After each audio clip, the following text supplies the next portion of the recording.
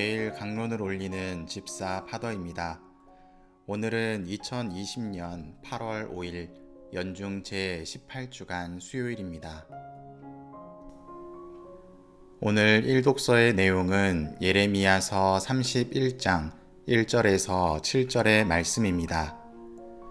오늘 나오는 내용은 희망의 메시지를 담고 있습니다. 이전까지는 파괴를 통한 징벌에 집중했다면 31장부터 나오는 내용은 하느님 백성과 땅의 회복에 대한 희망의 메시지를 전하고 있습니다. 그날이 오면 주님께서 흩어져 박해를 받고 있는 당신 백성을 다시 시온으로 불러들이시어 그들과 새로운 계약을 맺어주신다고 말씀하십니다. 새로운 계약은 모세가 시나이 산에서 받은 계약처럼 돌에 새기는 것이 아니라 우리들 마음에 새기게 됩니다. 또한 새 계약은 예수님께서 세우신 성찬례와 그분이 십자가에서 흘리신 피로 성취될 것을 예고합니다. 결국 하느님을 통해서 벌을 받게 되었지만 다시 그분을 통해서 일어날 것을 드러냅니다. 곧 이스라엘 백성은 주님의 말씀에 순종할 때 축복을 받고 순종하지 않으면 불행을 겪게 된다는 원칙을 깨닫게 됩니다. 이러한 순종의 모습을 지닌다면 유다인뿐만 아니라 모든 사람에게 하느님의 구원은 마련되어 있습니다. 오늘 복음은 마테오복음 15장 21절에서 28절의 말씀입니다. 복음의 내용 안에 다소 거친 표현이 들어가 있습니다. 그리고 그 거친 표현을 사용한 목적을 먼저 이해하고 넘어가는 것이 좋습니다. 마테오복음은 그 독자가 유다인이었습니다. 즉, 유다계 그리스도인 공동체를 위해서 마테오 복음서가 쓰여진 것입니다. 따라서 유다인들의 사고관이 녹아들어 있습니다. 유다인들은 자신들만이 하느님께 선택받은 존재라는 선민 사상에 빠져 있었습니다. 하지만 예수님을 통해서 이러한 가치관은 변화됩니다. 오늘 나오는 복음의 내용이 이러한 가치관의 변화를 보여주는 중요한 내용 중 하나입니다. 예수님께서는 티로와 시돈 지방으로 가십니다. 그곳은 해안가에 인접한 이민족의 땅이었습니다. 하느님을 믿는 민족이 아니라 바알과 아세라 신상을 모시는 이민족들이 사는 곳이었습니다.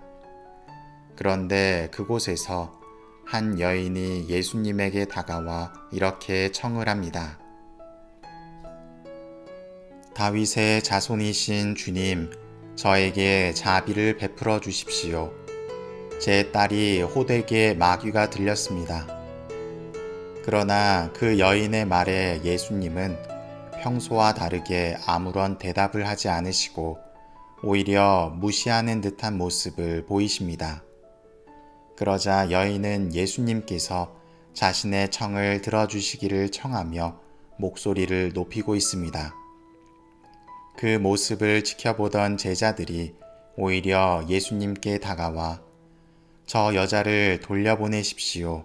우리 뒤에서 소리 지르고 있습니다. 라고 말합니다.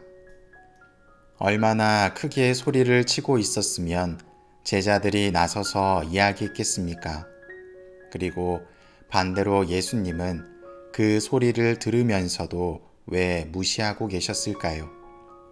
그 이유는 복음의 다음 내용에 나옵니다. 나는 오직 이스라엘 집안에 길 잃은 양들에게 파견되었을 뿐이다. 그러자 여인은 다가와 무릎을 꿇고 예수님에게 청합니다. 주님, 저를 도와주십시오. 이민족 여인은 모든 자존심을 내려놓고 예수님께 자신의 청을 아뢰입니다. 그런데 거기에 대해 예수님은 또다시 가슴 아픈 말씀을 하십니다. 자녀들의 빵을 집어 강아지들에게 던져주는 것은 좋지 않다. 여인을 강아지로 비유하며 인격적인 모독까지도 보이고 계십니다.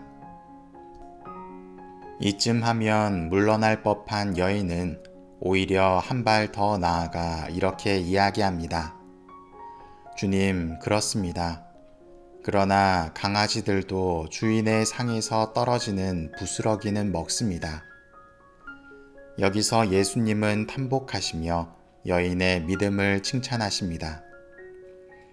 오늘 복음을 보면서 우리가 잊지 말아야 하는 부분은 예수님께서 저렇게 행동하신 것은 마테오 복음서의 저자가 의도한 부분이 있다는 것입니다.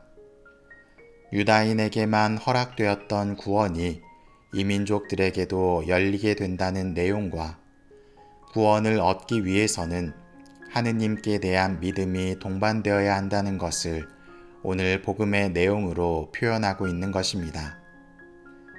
여인은 이민족이었지만 주인의 식탁에서 떨어지는 이라는 표현을 통해서 하느님을 믿고 있다는 것을 드러냅니다. 주인에게 순종하는 모습 안에 주인의 선택을 받게 된다는 것을 드러내고 있습니다. 독서의 내용에 나오는 유다인들은 하느님의 뜻에 순종함을 통해 이스라엘이 회복될 수 있다는 것을 깨닫습니다. 티로와 시돈 지방의 이민족 여인도 하느님을 주인으로 모시며 순종할 때 구원을 얻게 되었습니다. 순종이란 말은 순순히 따른다는 것입니다. 그리고 이 따른다는 것은 나를 온전히 투신할 때 가능합니다. 주인과 종의 관계에서 주인은 종에게 명령하고 종은 주인의 명령을 따릅니다. 따르면 그에 합당한 삭슬 주지만 그렇지 않으면 내쫓기게 됩니다. 우리가 모시는 주인은 우리가 알고 있는 일반적인 주인이 아닙니다. 덕이 충만한 주인이며 우리에게 좋은 것을 주지 못해 안달난 사랑 넘치는 주인입니다. 그분을 따르면서 다른 곳에 시선을 두고 헛된 시간을 쓰지 않도록 노력합시다.